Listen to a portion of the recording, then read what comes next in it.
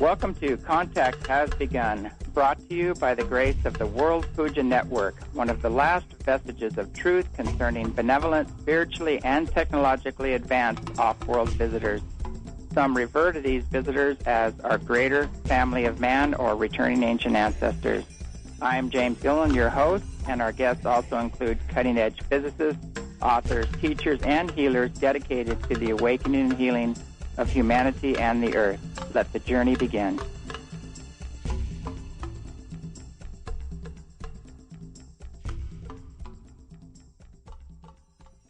Greetings, this is James Gilliland with World Puja. We've got a great show today. We've got Jay-Z Knight, and she's an amazing individual, and she channels an amazing being, Ramtha, the Enlightened One, otherwise known as the Ram in the ancient past. And, what's interesting is I've always had an incredible connection and affinity with Ramtha's teachings because they always resonated with the heart and hit and activated my own inner knowingness and my own experiences, you might say. And it was the one place where I actually could have things validated that I experienced within and in my own journey. And so without any further ado, I want to welcome Jay-Z to the show. Jay-Z, are you with us? I am, James, and I am thrilled to be with you and our lovely audience today. Happy summer, everyone. Oh, yeah. I mean, there are so many things we want to cover, but I think what's most on people's mind is the earth changes, and it's not prophecy anymore. I mean, we are smack in the middle of it. You're right, James. To give you, just a brief history in time, Ramtha appeared in 1977 to me, and actually we began the work in 1979, 1980.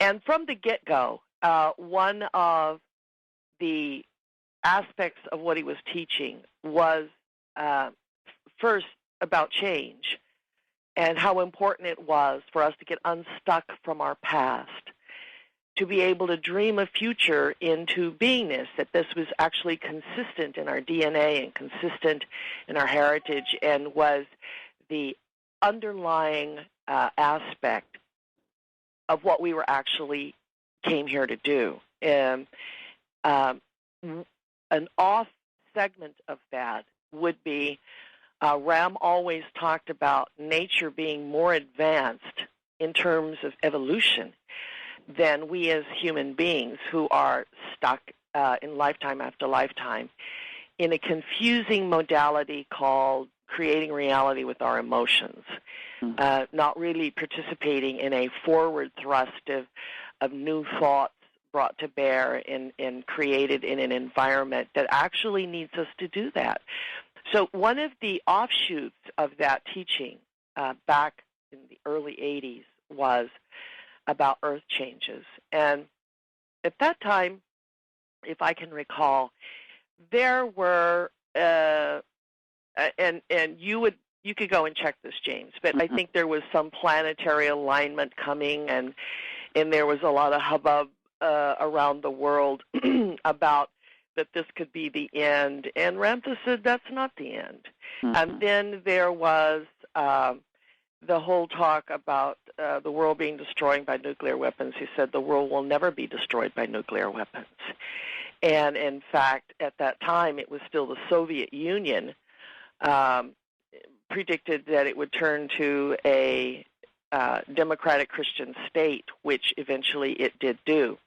Now, coming back to that, because people collectively were afraid that something terrible was coming in the collective consciousness. And so he began to address, in terms of nature, nature's changes, and that had we been in sync with that, we would actually know what was coming and why it was coming and not be victimized by it. And so way back, early on. He and this is cataloged in trademark copywritten material and tapes. Began to talk about the days to come. And a sidebar of that was Last Waltz of the Tyrants, which figured so predominantly in this. And a brief description of that for your listeners. That book has been updated now, and you can get it on our website, or James can get it for you, Last Waltz of the Tyrants by Ramtha.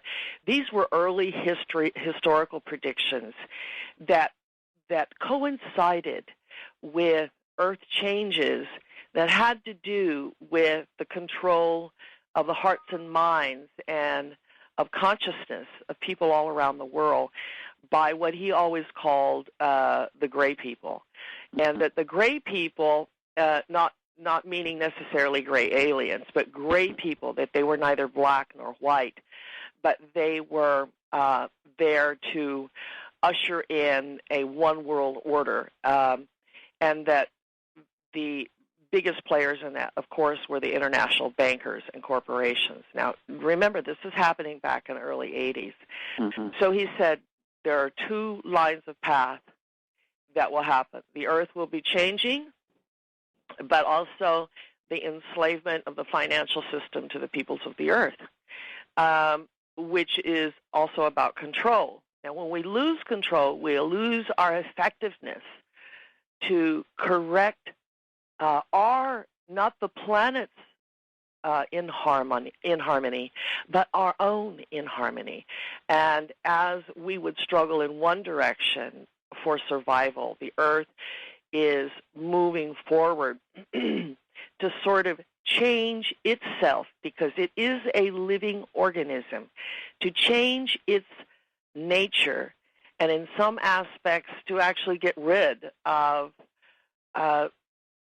some levels of consciousness on the earth that is not progressive with the changes that are required to evolve. And so one of the early predictions went on about, and I don't have all those with me. You can read those in the book. You can go to Ramtha.com and do research on some of these historic predictions. But having to do with the earth, the Ram said that the zipper, he calls the plate tectonics zippers around the earth because they can be unzipped and moved.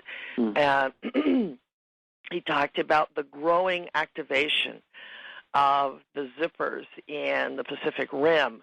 That now we're seeing that today, but back then we were only beginning. There have always been earthquakes on the Pacific Rim, but a growing number of them began to occur, and that these were earthquakes that were going to continue to grow in magnitude. So he had predicted that. Seems pretty straight up. Not any fantastic thing about that, since we've sort of gotten used to it until we live through one. He talked about the hole in the Earth's atmosphere. Again, recall, this is back in early 80s, that this hole was so large, stretching from Antarctica, very plastic hole, meaning that it yawns and closes up and grows over South Africa, the whole continent of South Africa, all of the way up to the northern hemisphere. And that this hole was allowing what he called the dirty sun radiation in that would begin to kill and mutate minute animal life in our oceans and begin to mutate the DNA of animals. So now that has gone on, but we've linked that to toxins being put into the oceans and such. Mm-hmm. He went on to say that in the far days to come, not only would there be droughts, there would be a food shortage. Earlier on, about 1984, he told a huge New York audience that he wanted them to begin to prepare to get in sync with what was coming. And knowing that we were very slow to move, it gave everybody a lot of time to do that. And what he said was, number one, buy a piece of land that is away